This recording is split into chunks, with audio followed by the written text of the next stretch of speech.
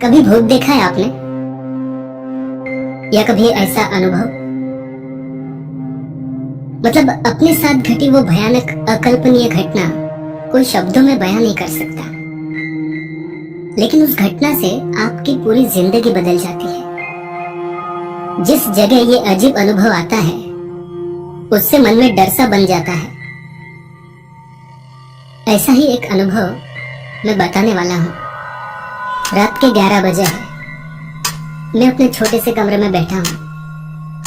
कुछ दिन पहले बाहर क्रिकेट खेलने वाले बच्चों से मेरे खिड़की की कांच टूट गई। उस टूटे हुए कांच से बाहर का घना अंधेरा मैं महसूस करता हूँ। मेरे कमरे के लाइट्स बंद है, साइलेंट मोड पे मोबाइल चार्जिंग पे है और मैं अपना अनुभव आपके साथ बांटने वाला हूँ। किसी को सच लगेगा या तो कोई मेरा मजाक उड़ाएगा। खैर, हमारे जैसे कई लोग काम के साथ अपनी पढ़ाई पूरे करते हैं। मैं भी ऐसे ही एक पार्ट टाइम काम करता था। दिन भर कॉलेज और रात में पड़ोस के चाचा की रिक्शा चलाता था। थोड़ी बहुत कमाई होती थी, जितना टाइम काम उतनी कमाई, इसलिए काम में वक्त का कोई अंदाजा नहीं होता था। पढ़ाई की सामग्री में साथ रखता था, खाली समय में पढ़ने के लिए। पर उस अनुभव ने मेरी पूरी जिंदगी बदल दी। 2 साल पहले अगस्त महीने का वो दिन था। उस दिन सुबह से ही मूसलाधार बारिश हो रही थी। मैं हर रोज की तरह साइकिल पर कॉलेज की ओर जा रहा था। बारिश कम होने का कोई संकेत नहीं और मेरी साइकिल की चेन निकल गई। मुझे कॉलेज पहुंचने में देरी हो गई। सर ने मुझे अगले लेक्चर तक बाहर रुकने को कहा। उनकी बातें मुझे बुरी लगी, पर मेरे पास कोई और विकल्प नहीं था। मेरी गर्लफ्रेंड के साथ भी अनबन हो गई क्योंकि उसका बर्थडे था और मैंने उसे 12 बजे विश नहीं किया। वो गुस्से से चली गई। अपने दोस्तों से जाके बात करने लगा तो वो भी आज मुझसे नाराज थे। हमारा कहीं घूमने जाने का प्लान था और मैं भूल गया। साला आज का दिन ही बेकार है, पता नहीं और क्या बुरा होने वाला है। ये कहते हुए मैं वहां से निकला। वो कहते ना, नसीब के आगे किसी की नहीं चलती। मन में ठान लिया था आज किसी के साथ उलझना नहीं है और मैं घर पहुंचा। रात हो गई। ड्यूटी पे जाने का वक्त हो चुका था। मोबाइल चार्जिंग पे लगा के माँ ने परोसा हुआ खाना खत्म करके चाचा की राह देख रहा था। उस दिन उन्हें काफी देर हो गई थी। मैं फ्रेश होकर रूम के लाइट्स बंद करके उनके घर चला गया। रिक्शा की चाबी हाथ में थमाते हुए चाचा ने कहा, संजू, आज बारिश बहुत है, संभल कर जाना। जी चाचा। रिक्शा चालू कर रिक्शा स्टैंड पर पहुंच गया। मूसलाधार बारिश कम होने का कोई संकेत नहीं था और आज लोगों की यातायात भी कम थी। 11:30 पौने 12 हुए थे। अभी तक एक भी भाड़ा नहीं मिला था। दिन भर घटी चीजों के कारण पढ़ने का बिल्कुल मूड ही नहीं था, इसलिए धीमी आवाज में किशोर कुमार साहब के गाने सुनने लगा। तभी कुछ आवाज सुनाई दी। गर्दन बाहर निकाले मैंने देखा, रास्ते के दूसरी तरफ बंद दुकान के बाहर एक आदमी मुझे हाथ हिलाकर बुला रहा था। रिक्शा चालू करके मैं उसके पास चला गया। 55 के आसपास की उम्र होगी उसकी। सफेद शर्ट और हाथ में छाता था। जैसे ही मैं उसके पास पहुंचा तो वो तुरंत रिक्शा में बैठ गए और कहा, MID से फटा। मैं उनके बताए हुए जगह पहुंचने के लिए रिक्शा चलाने लगा। मैंने आईडी की बूंदे पहुंचते हुए कहा, आज दिन भर बारिश ने परेशान करके रखा है। लगता है आज पंचगंगा को बाढ़ आके रहेगी। मैंने मन में कहा, कितना बोरिंग आदमी है, और किशोर कुमार साहब के गानों की आवाज बढ़ाकर रिक्शा चलाने लगा।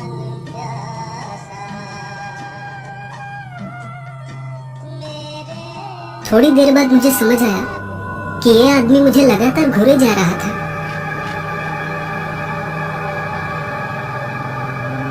मैंने भी आईने में स्माइल दी, पर उनके चेहरे पर कोई भाव नहीं थे। वो बस मुझे घूर रहे थे। अब हम शहर पीछे छोड़ के हाईवे पे आ चुके थे।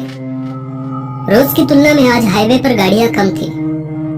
हाईवे से होकर पुल के उस तरफ पहुंचे तभी रास्ते के किनारे दो लोग मोटरसाइकिल को धक्का दे रहे थे। उसमें से एक आदमी ने हाथ किया। मैंने पैसेंजर से स्माइल करते हुए कहा, शायद उनकी मोटरसाइकिल बंद पड़ गई है इसलिए धक्का दे रहे हैं। इतनी रात को इतनी तूफानी बारिश में गाड़ी को धक्का देना अच्छी बात नहीं। मेरे कहने पर उन्होंने कोई प्रतिक्रिया नहीं दी। वो बस मुझे घूरे जा रहे थे जैसे कि इंसान कभी देखा नहीं हो। मैं हाथ करने वाले की ओर रिक्शा लेकर चला गया। पास जाकर देखा तो मेरे ही दो दोस्त निकले। मैंने गर्दन को रिक्शा से बाहर निकलते हुए पूछा, अरे विनोद क्या हुआ? विनोद मुझे देखकर खुश हो गया और कहने लगा, भगवान का लाख लाख शुक्र है यार, तू आज मिल गया। 9 से 12 का शो देखकर आ रहे थे, पेट्रोल ही खत्म हो गया। मैंने कहा, हमेशा का है ये तुम्हारा? अच्छा रुको, मैं तुम्हें थोड़ा पेट्रोल देता हूँ। अरे तेरा फोन कहाँ है? तेरी गर्लफ्रेंड का फोन आया था, वो मुझे पूछ रही थी उसका बर्थडे है, तूने कॉल नहीं किया उसे? उसकी बातें सुन के मेरा सर चकरा गया। कल कॉलेज में खैरियत नहीं बॉस। फोन तो मैं घर पे ही भूल गया, वो भी साइलेंट पे। मैं कुछ और कहूँ उसके पहले उसने मुझे पूछा, तू अकेले कहाँ जा रहा है? क्या किसी को लेने जा रहा है क्या? अकेले कहाँ, पैसेंजर है ना पीछे। पर पीछे कोई नहीं था।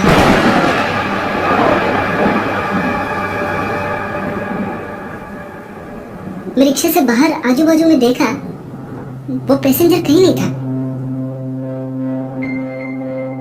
मैंने कहा, भाग गया लगता है। अभी अभी मैंने उसे कहा था हम लोग उनकी मदद करते हैं। विनोद हड़बड़ा गया और कहा, अरे तेरी रिक्शा को काफी दूर से देख रहा था, मुझे तो कोई नीचे उतरते हुए नहीं दिखा। मुझे बहुत गुस्सा आया था। इतने वक्त से उस आदमी से बात कर रहा था, अचानक कहाँ चला गया? पैसे देने पड़े इसलिए भाग गया लगता है। मैंने विनोद को पेट्रोल दिया और वहां से निकल आया। हाईवे पे थोड़ी दूर बाद एक बस स्टॉप पे एक जोड़ा दिखाई दिया। मैंने उनके पास रिक्शा रोकाई। उन्हें थोड़ा दूर जाना था। रिक्शा का मीटर डालते हुए हमारा सफर शुरू हो गया। रात के करीब 1:30 बज चुके थे। उनके बताए स्थान पर पहुंचने में अभी काफी वक्त था। मैंने पीछे दोनों को देखा, दोनों बातों में व्यस्त थे। कहीं ये भी भाग तो नहीं गए, इसलिए पीछे देख के चेक किया। थोड़ी देर में सामने एक आदमी खड़ा हुआ दिखा।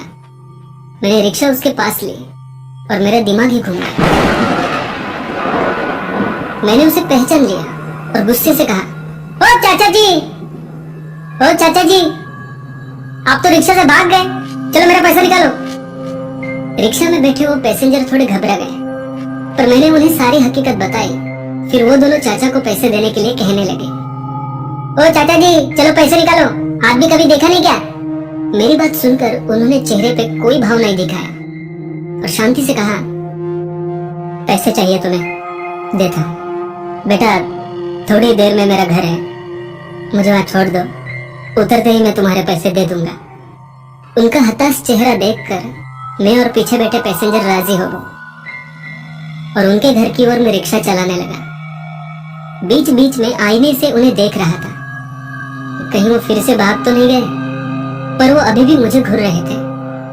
कुछ दूरी पर पुल पार करके उन्होंने मुझे रिक्शा रोकने को कहा। मैंने रिक्शा रोकी और आजू बाजू देखा। आसपास में कोई घर, कोई गांव नहीं था। दूर दूर तक घना अंधेरा और सन्नाटा था। मैंने कहा, चाचा पूरे पैसे नहीं है तो कोई बात नहीं, आप बैठो, मैं आपको गांव तक छोड़ता हूं। अंदर बैठे पैसेंजर ने भी कहा, चाचा आपके पैसे हम दे देंगे, पर इतनी सुनसान जगह पर मत उतरिए। पर चाचा ने किसी की नहीं सुनी। वो रिक्शा से उतर गए। पैसे निकालते हुए उनके जेब से 10 रुपए की नोट नीचे गिरी। वो नीचे नोट लेने झुकते तभी मैंने कहा, चाचा रुकिए, मैं उठाता हूँ। मैं नोट लेने नीचे झुका और जो मैंने देखा, मानो मेरी धड़कन रुक सी गई। डर के कारण मेरा माथा पसीना पसीना हो गया, मानो मेरा कलेजा डर से फटने वाला था। बिना वक्त जाया किए मैं रिक्शा चालू करके तेजी से आगे बढ़ने लगा। पीछे बैठे पैसेंजर ने कहा, क्या हुआ, इतने देर से आप पैसे के लिए बहस कर रहे थे, अब बिना पैसे लिए ही निकले? कम से कम तुम्हारा पैसे तो लेते हैं। आईने में देखते हुए उनसे कहा, कोई पीछे मुड़ के मत देखना, बस यहां से निकल जाए फिर आपको सब बताता हूं। पैसेंजर ने कहा, क्या हुआ, आप क्यों इतना डरे हो? कुछ नहीं। अपना डर छुपाते हुए उनसे कहा। दोनों को मेरा यह बर्ताव अजीब लग रहा था। मैंने उनसे पूछा, क्या इस रास्ते पे हाल ही में कोई एक्सीडेंट हुआ है? मेरी बात को काटते हुए पीछे बैठे बहन जी ने कहा, अरे ये तो वही चाचा जी है ना जो पीछे उतरे थे, इतने जल्दी आगे कैसे आ गए? रिक्शा के कांच से देखा तो वो दिल दहलाने वाला दृश्य था। डर के मारे हाथ पांव कांपने लगे थे, धड़कनें बढ़ी हुई थी। मैंने पीछे बैठे पैसेंजर से कहा, मैडम जी आप डरिए मत। भाई साहब, आप मैडम जी की आंखें बंद कर लीजिए, कोई भी मत देखिए उसकी तरफ। भगवान का नाम लीजिए, आप बस वही बचा सकते हैं हमें। ये कहते हुए मैंने रिक्शा की रफ्तार और तेज कर दी। दोनों को हौसला तो दे रहा था, पर अंदर से मैं कितना डरा था बस मैं जानता था। रास्ते में बार बार वही आदमी हाथ कर रहा था। मेरी हिम्मत पूरी टूट चुकी थी, फिर भी टेढ़ी नजर से उसे देखने की कोशिश की। वो भयानक दर्दनाक चेहरा कोई देख नहीं सकता था। उसे देखकर लग रहा था पता नहीं कितने गाड़ियों के नीचे उसका शरीर कुचला गया था। बार बार वो सामने आके अपनी कर्कश आवाज में, रुक जा तुम्हारे पैसे ले लो, रुक जा तुम्हारे पैसे ले लो। ऐसा दिल दहला देने वाला अनुभव मैंने कभी सोचा भी नहीं था। पीछे बैठे पैसेंजर भी बहुत डरे हुए थे। दोनों पति पत्नी अभी तक आंखें बंद करके बैठे हुए थे। दिमाग काम नहीं कर रहा था, पूरा बदन डर से कपकपा रहा था। मैं बस रिक्शा को हवा की स्पीड से चला रहा था। तभी अचानक सामने एक सफेद आकृति दिखी और गायब हो गई। अब मेरी धड़कनें रुक सी गई थी। तभी अचानक मेरी नजर पीछे बैठे पैसेंजर पर पड़ी। वो दोनों पति पत्नी अभी तक आंखें बंद करके बैठे थे और उनके बाजू में एक सफेद आकृति बैठी थी। थोड़ी देर बाद वो गायब हो गई। थोड़ी दूर तक एक लुका छुपी चालू थी। रिक्शा हवा के समान चल रही थी। तभी हाईवे छोड़कर गांव के स्मशान की ओर रिक्शा बढ़ने लगी और पीछे से उसकी कर्कश आवाज आई, गलती कर गए हो तुम। उस आवाज से कलेजा कांप उठा। धीरे धीरे सफेद आकृति अंधे की हो गई। आईने से पीछे देखते हुए मैंने कहा, मैडम जी अब डरने की जरूरत नहीं। उसकी सीमा वहीं तक थी। वो बहुत डरी हुई थी, आंखें खोलने के लिए तैयार ही नहीं थी। सुनो, वो गया। अब 5 ही मिनट में अपने गांव पहुंचने वाले हैं। गांव के बिजली के खंभे की रोशनी दिखाई दी और हमारी जान में जान आ गई। और उन्होंने मुझे कहा, वहां तो दुर्घटनाएं होते रहते हैं। परसों ही दुर्घटना में 2 लोगों की मौत हो गई। लेकिन आपने क्यों पूछा? तभी आईने से देखते हुए मैंने उनसे कहा, चाचा जी के गिरे हुए पैसे लेने में नीचे झुका और उनके खून में रंगे उल्टे पैर मैंने देखे और वहां से निकल आया। चाचा जी के उल्टे पैर तो तुमने देख लिए, पर हमारे पैर तो तुमने देखे ही नहीं।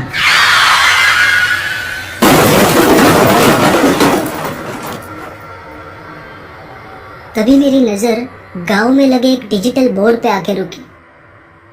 डिजिटल बोर्ड पे उसी पति पत्नी के फोटो लगाए थे जो मेरे रिक्शा में बैठे थे और नीचे लिखा था, हमारे परम मित्र और उनकी पत्नी का दुर्दैवी निधन, भावपूर्ण श्रद्धांजलि। और मैं बेहोश हो गया। होश में आया तो मैं अस्पताल में था। डॉक्टर मेरे पास में ही किसी का ऑपरेशन कर रहे थे। ऑपरेशन, चिरफाड़, ये सब मुझसे देखा नहीं जाता, इसलिए तुरंत मैं वहां से बाहर आ गया। सामने ही मेरा परिवार और दोस्त थे। मैं उनसे कुछ बात करता, तभी 2 वार्ड बॉय एक जख्मी निष्प्राण लड़की को अंदर ले गए। शायद उनके साथ कोई दुर्घटना हुई थी। उसका पूरा शरीर जख्मी था, बहुत बुरी हालत थी उसकी। तभी उसी तरह दिखने वाली जख्म से भरी हुई लड़की सामने से आती हुई दिखी। वो मुझे गुस्से से घूर रही थी। मैंने उसे पहचान लिया था।